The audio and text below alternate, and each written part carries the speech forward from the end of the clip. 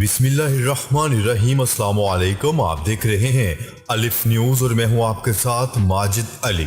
شامل کرتے ہیں آج کی one line headline. Afghan Taliban کے ترجمان ذبیح اللہ مجاہد کا کہنا ہے کہ پاکستانی طالبان کو بتایا گیا ہے کہ ان کو افغانستان سے کارروائیوں کی اجازت نہیں اور اس حوالے سے ایک میکینزم بھی تیار کیا جائے گا۔ نجی ٹی وی چینل کو انٹرویو دیتے ہوئے ذبیح اللہ مجاہد کا کہنا تھا کہ افغانستان میں نئی حکومت کے قیام کا اعلان بہت جلد کر دیا جائے گا۔ طالبان کے علاوہ وہ کسی اور کو حکومت میں شامل کرنا زیر بحث نہیں، حکومت بنانے کے لیے مشاورت آخری مراحل میں ہے۔ ذبیح اللہ مجاہد کا مزید کہنا تھا کہ افغانستان کی سرزمین پاکستان یا کسی اور ملک کے خلاف استعمال نہیں کرنے دیں گے۔ شادی میں شرکت کیوں نہیں کی؟ دلہن نے مہمان کو 40,000 روپے کا بل بھیج دیا۔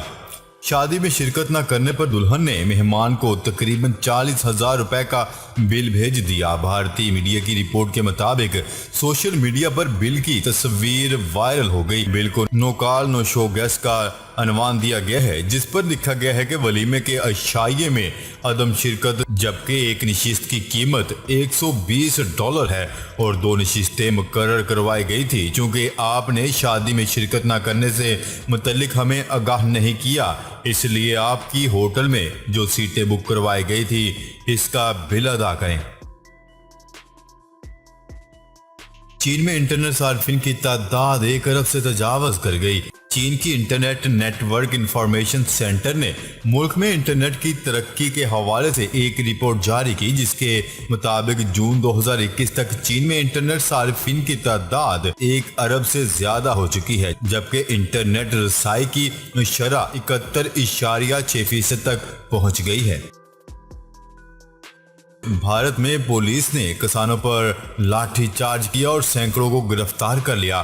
بھارتی شہر کرنال میں پولیس نے کسان مظاہرین پر بدترین لاٹھی چارج کیا۔ بھارتی کسانوں نے ہریانہ میں تمام شاہراہیں بند کرنے کا اعلان کر دیا۔ بھارتی کسانوں کا کہنا ہے کہ زیر حراست سینکڑوں افراد کو رہا کرنے تک شاہراہیں بند رکھیں گے۔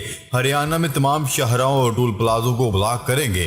اس واقعے پر ایس کے ایم کے درشن پال کا کہنا ہے کہ پرامن احتجاج کے باوجود کسانوں پر وحشیانہ حملہ اور لاٹھی چارج کیا گیا اور سینکڑوں کسانوں کو پولیس نے گرفتار کر لیا۔ پاکستان نے بھارتی وزیر دفاع کے بے بنیاد الزامات کو مسترد کر دیا۔ ترجمان دفتر خارجہ نے اپنے بیان میں کہا ہے کہ بھارتی وزیر دفاع راجناتھ سنگھ کے پاکستان پر دہشت گردی سے متعلق الزامات کو مکمل طور پر مسترد کرتے ہیں۔ پاکستان نے بین الاقوامی برادری کے ساتھ بھارت کی ریاستی سرپرستی میں دہشت گردی اور پاکستان کے خلاف تخریب کاری کے ثبوت شیئر کیے ہیں۔ دفتر خارجہ کے ترجمان نے کہا ہے کہ بھارت دہشت گردی کو ریاستی پالیسی کے ہتھیار کے طور پر استعمال کرتا ہے۔ رواں سال کے دوران بھارت جوہر ٹاؤن، لاہور اور داسو میں چینی اور پاکستانی کارکنوں کے خلاف دہشت گرد حملوں میں ملوث رہا۔ برطانیہ میں ایک ٹرانسپورٹ کمپنی میں ٹرک ڈرائیور کو وکلا اور سول انجینئر سے بھی زیادہ معاوضہ دیا جاتا ہے۔ برطانوی نشریاتی ادارے ڈیلی میل کی رپورٹ کے مطابق وائٹرو نامی کمپنی کو ٹرک ڈرائیوروں کی کمی کا سامنا ہے، جس کو پورا کرنے کے لیے کمپنی کی جانب سے بڑی تنخواہیں آفر کی جا رہی ہیں۔ رپورٹ کے مطابق ڈرائیوروں کی اہمیت کو جانتے ہوئے کمپنی کی جانب سے سالانہ 53,780 پاؤنڈ یعنی 12,03,32,000 روپے تنخواہ دی جاتی ہے۔ لاہور میں میٹرو بس سروس کے ڈرائیوروں نے ایک بار پھر بس چلانے سے انکار کر دیا۔ چند دن کے وقفے کے بعد میٹرو بس لاہور کے ڈرائیوروں نے ایک بار پھر ہڑتال کر دی۔ بس گجماتا اسٹیشن پر روک دی گئی اور مسافروں کو بھی اتار دیا گیا، جس سے مسافر خوار ہو کر رہ گئے اور میٹرو بس کے تمام اسٹیشن ویران ہو گئے۔ بس ڈرائیوروں کا مطالبہ ہے کہ ان کے واجبات کی ادائیگی سمیت دیگر مطالبات پورے کیے جائے۔ دوسری جانب انچارج میٹرو بس سروس عزیز شاہ کا کہنا ہے کہ ڈرائیوروں کے جائز مطالبات تسلیم کر لیے گئے ہیں۔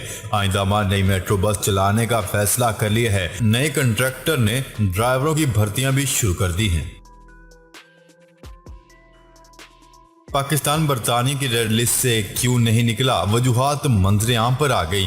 برطانیہ کی جانب سے اپڈیٹ ٹریول لسٹ میں پاکستان کے بدستور ریڈ لسٹ میں ہونے کے پیچھے چھپی وجوہات منظر عام پر آ گئی۔ British health minister lord James کی جانب سے رکن پارلیمنٹ یاسمین قریشی کو لکھے گئے خط کی تفصیلات سامنے آ گئی۔ یاسمین قریشی کو لکھے گئے خط میں لارڈ جیمز کا کہنا تھا کہ ممکنہ طور پر پاکستان میں کورونا کا پھیلاؤ رپورٹ ہونے والے کیسز سے کہیں زیادہ ہے، جبکہ پاکستان میں ٹیسٹنگ اور اسکریننگ ریٹ کی شرح بھی کافی کم ہے۔ ہیلتھ منسٹر کے مطابق پاکستان میں ڈیلٹا ویریئنٹ تیزی سے پھیل رہا ہے۔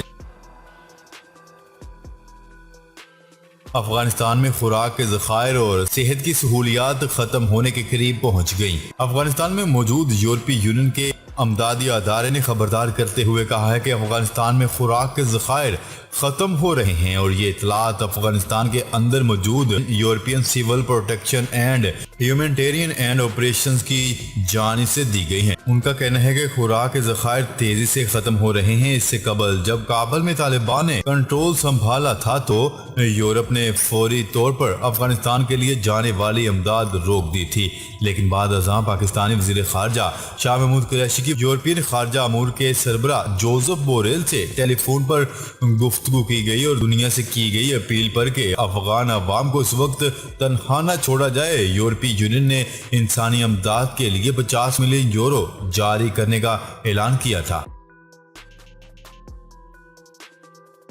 متحدہ عرب امارات نے پاکستان کے لیے سیاحتی ویزے کھول دیے۔ متحدہ عرب امارات نے آج سے پاکستان سمیت دیگر ممالک کے لیے اپنے سیاحتی ویزے کھولنے کا اعلان کر دیا۔ عالمی خبرساں ایجنسی کی رپورٹ کے مطابق اس اقدام کا اطلاق پاکستان اور بھارت سمیت ان تمام ممالک کے شہریوں پر ہوتا ہے جن پر کورونا وبا کے تناظر میں سفری پابندیاں عائد کی گئی تھیں۔ تاہم سیاحتی ویزا ان افراد کو ہی جاری کیا جائے گا جنہوں نے عالمی ادارہ صحت WHO کی منظور شدہ کسی بھی کووڈ-19 ویکسین کی مکمل خوراکیں لی ہوں گی۔ افغانستان کے سابق وزیر اعظم اور حزب اسلامی کے سربراہ گلبدین حکمت یار کا کہنا ہے کہ اگر ہم مل کر حکومت بنائے تو بھی امریکہ اور اس کے اتحادی افغان حکومت کو قبول نہیں کریں گے۔ ہم چاہتے ہیں کہ طالبان کی حکومت چلے۔ ہمارا مشورہ ہے کہ افغان عوام مل کر نئی حکومت کے لیے اتفاق قائم کرے۔ کابل ایئرپورٹ کی سیکیورٹی ایسے ملک کو دی جائے جو ہمارے ملک کے بارے میں غلط عزائم نہیں رکھتا۔ ان کا مزید کہنا تھا کہ افغانستان میں امن بھارت سمیت سب کے لیے فائدہ مند ہے۔ بھارت کی ذمہ داری ہے کہ وہ افغان عوام کو یقین دلائے کہ افغانستان کے معاملات میں مداخلت نہیں کی جائے گی۔ متحدہ عرب امارات کا طلبہ کے لیے بڑا اعلان۔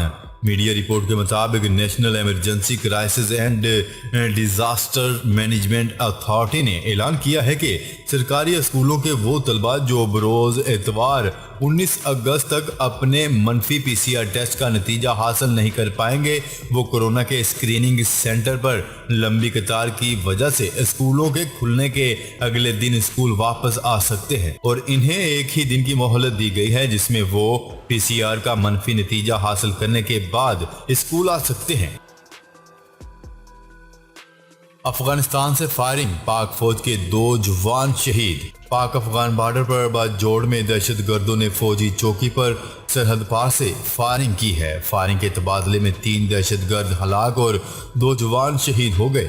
ISPR کے مطابق دہشت گردوں نے افغان علاقے سے پاکستانی چوکی کو نشانہ بنایا۔ پاک فوج نے دہشت گردوں کی فائرنگ کا بھرپور جواب دیا۔ لوگوں اٹھو اور انقلاب لاؤ، مولانا فضل الرحمان نے اسلام آباد کی طرف مارچ کرنے کا اعلان کر دیا۔ اپوزیشن جماعتوں کے سیاسی اتحاد PDM کے سربراہ مولانا فضل الرحمان نے وفاقی حکومت پر کڑی نکتہ چینی کرتے ہوئے کہا ہے کہ حکومت نے 3 سال میں پاکستان کو غیر محفوظ ریاست بنا دیا ہے، لیکن ہم پاکستان کے عوام کو دنیا میں ممتاز مقام دلا کر ہی دم لیں گے۔ نیوز رپورٹ کے مطابق کراچی میں PDM کے زیر اہتمام منعقد جلسہ عام سے خطاب کرتے ہوئے مولانا فضل الرحمان کا کہنا تھا کہ PDM زندہ ہے۔ ان کا کہنا تھا کہ سفر کو نہیں روکیں گے۔ دنیا آگے بڑھ رہی ہے لیکن پاکستان کو پیچھے کی طرف دھکیل دیا گیا ہے۔ جعلی حکومت جبر کی بنیاد پر ہم پر مسلط کر دی گئی۔